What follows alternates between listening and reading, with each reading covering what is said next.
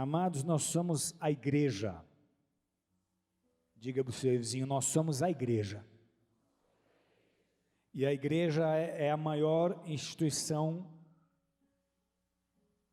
na face da terra, em termos de autoridade. Diga, nós temos autoridade mais do que ninguém nessa terra. Repete isso, eu tenho autoridade mais do que qualquer outra instituição nessa terra. Porque só a igreja escutou de Jesus que aquilo que ela ligasse na terra seria ligado nos céus. Em outras palavras, só a igreja tem o poder de criar realidades. Repete comigo, só a igreja tem o poder de criar realidades. Só a igreja tem o poder de chamar à existência o que não existe. Só a igreja tem poder para criar realidades que não existem. Amém, amados? Com base nisso, nós sabemos que nós podemos mudar o mundo. Essa foi a visão, esse foi o coração da igreja primitiva, dos primeiros apóstolos, dos primeiros discípulos.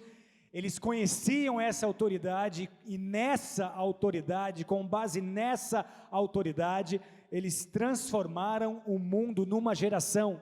Eles alcançaram todas as nações conhecidas como o mundo naqueles dias, levando ao mundo, levando a essas nações uma nova cultura, a cultura do reino, e assim salvando pessoas e transformando realidades, transformando culturas. E a nossa missão em nossa geração é dar continuidade àquilo que foi iniciado em Cristo Jesus. Nós somos a extensão do próprio ministério de Cristo Jesus. Essa é a melhor definição de igreja. Nós somos a extensão do ministério de Jesus. Repita comigo, eu sou a extensão do ministério de Jesus.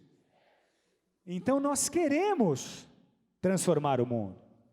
Nós queremos transformar o mundo num lugar mais parecido com o céu do que num lugar mais parecido com o inferno. Nós queremos transformar o mundo num lugar melhor para os nossos filhos e netos, num lugar melhor para nós mesmos. Nós queremos que Deus transforme o mundo. Agora, a grande notícia é que Deus não vai transformar o mundo antes que Ele consiga nos transformar. Deus não vai transformar as suas realidades antes que Ele consiga te transformar. Nós, nesse estado atual, nós não estamos em condição de abalar nada, nós não estamos em condição de transformar nada. A igreja de Jesus Cristo é a sua embaixada na terra. E como embaixadores, o sucesso do nosso trabalho depende da comunhão que nós temos com aquele que nos enviou. E se essa comunhão está fundamentada em vantagens que Ele possa me oferecer, em como minha vida pode ser mais próspera ou melhor, em quando Ele vai responder a minha oração no tempo que eu quero, em como Ele vai fazer a minha vontade na terra, em como a minha relação com Deus tem sido fundamentada em torno do eu, em torno da minha pessoa, em torno de como eu possa ser gratificado por essa relação. Se minha relação com Deus é fundamentada em pontos, em alicerces parecidos com esse, eu realmente não compreendi o Evangelho do Reino, porque o Evangelho do Reino me ensina a buscar o Reino em primeiro lugar, e como consequência, todas as outras coisas me são acrescentadas. Mateus 6,33 diz, buscai em primeiro lugar o reino de Deus e a sua justiça, e todas as outras coisas lhes serão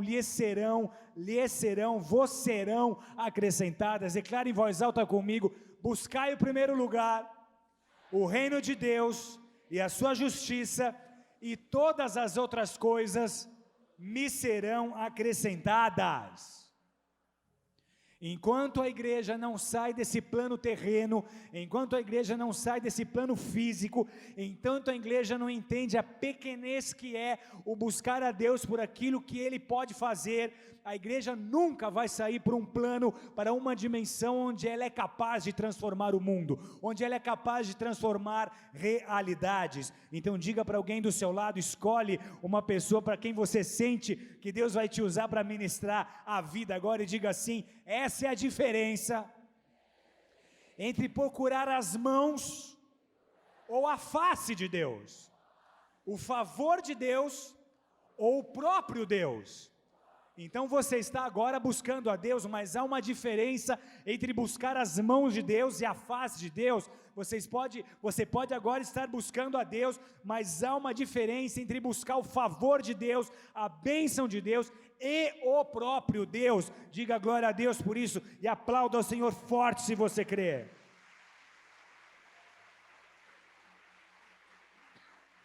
E eu quero que você guarde em seu coração uma premissa: se você procura as mãos de Deus, você não conhecerá a face de Deus. Agora, se você procura a face de Deus, as mãos de Deus se estenderão a você. Se você procura a Deus por aquilo que Ele pode fazer, você até recebe aquilo que Ele pode fazer, mas você nunca vai saber quem Deus é. Se você procura a face de Deus, se você procura conhecer a Deus, além da presença, da revelação de Deus, as mãos de Deus se estendem a você.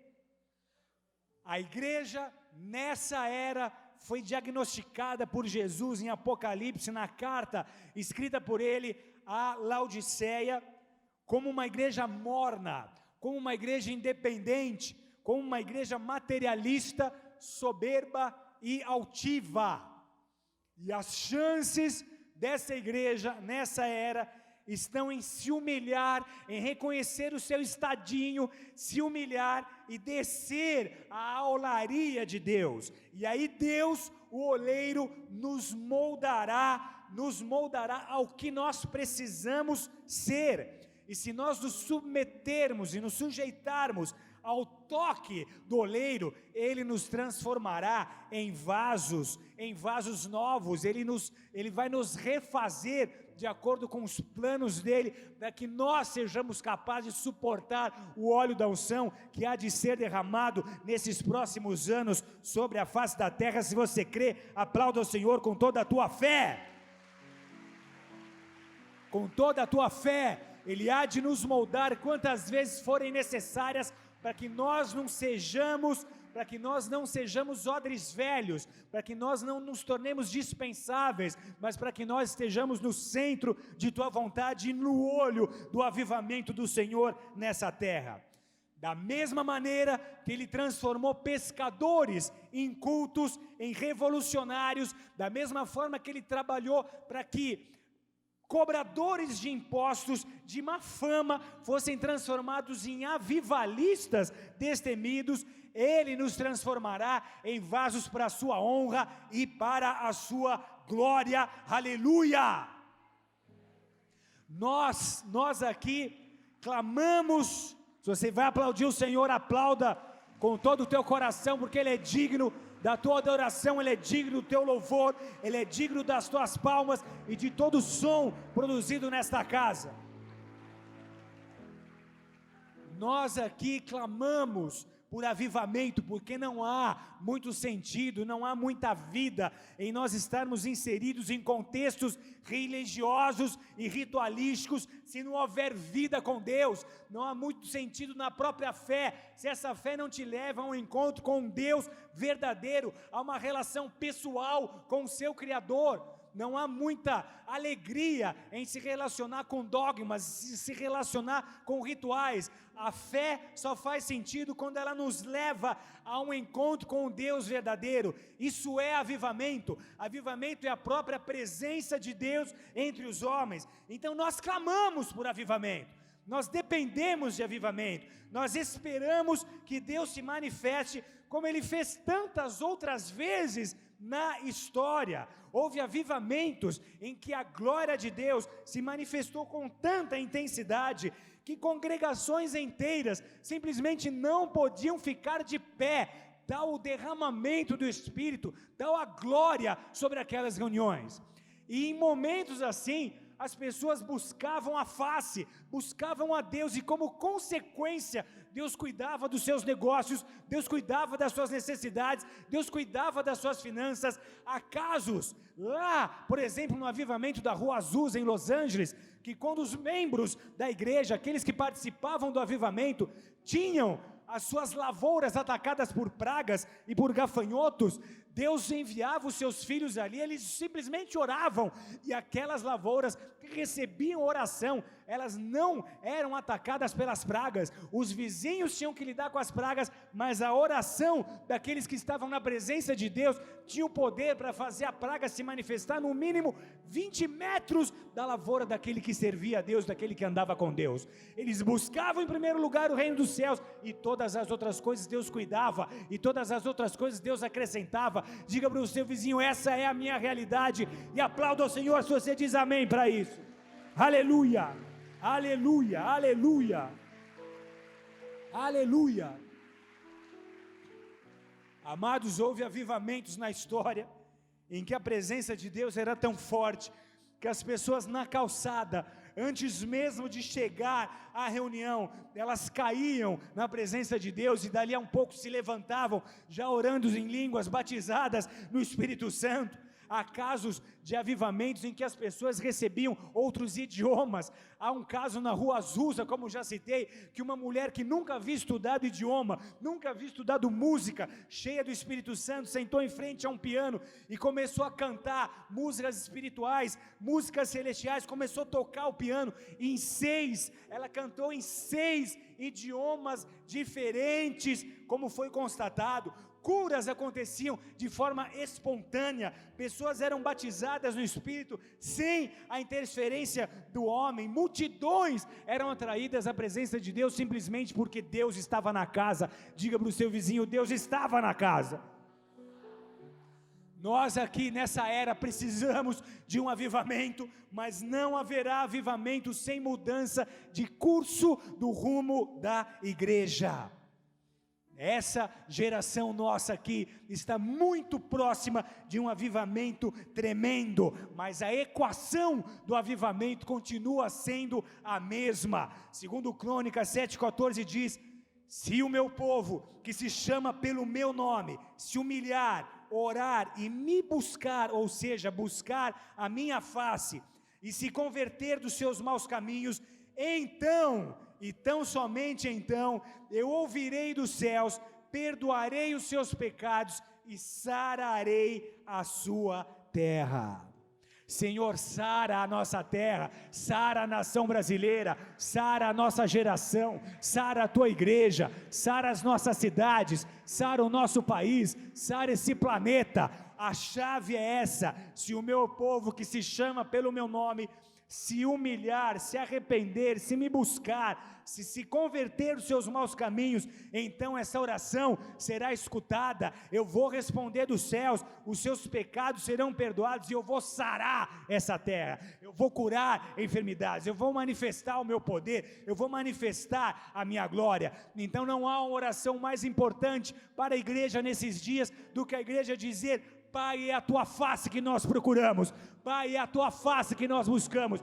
Muito obrigado pelas tuas bênçãos, muito obrigado pelo teu favor, muito obrigado pelo Senhor cuidar de todas as coisas. Mas se eu tiver todas as bênçãos que o Senhor tem me dado, e eu não tiver a tua presença, eu estarei perdido, eu nunca estarei satisfeito, eu nunca serei completo, nunca haverá plenitude. Por isso, Deus, muito obrigado por tudo aquilo que o Senhor fez, muito obrigado pelas suas mãos, mas eu preciso desesperadamente da tua face, eu preciso contemplar a tua glória, eu preciso de um avivamento. Nós precisamos de Deus no nosso meio, Deus no nosso meio. Nós precisamos de intensidade na tua presença, de intensidade naquilo que tu és. Nós precisamos sentir mais uma vez o Senhor tremer, o Senhor abalar as nossas vidas, o Senhor abalar os nossos ministérios. Nós precisamos mais uma vez de um derramamento do Teu Espírito Santo, que rompe as cadeias que nos aprisionam, que destrói as armadilhas colocadas em nossos caminhos, que nos devolve o discernimento espiritual, que nos devolve a paixão por Ti, que nos leva a ter paixão pelas almas que se perdem, que quebra a prisão que nos aprisiona, ó meu Senhor, no fato de nós servirmos aos nossos interesses, de nós amarmos a nós mesmos, mais do que nós chamamos e amamos ao próximo.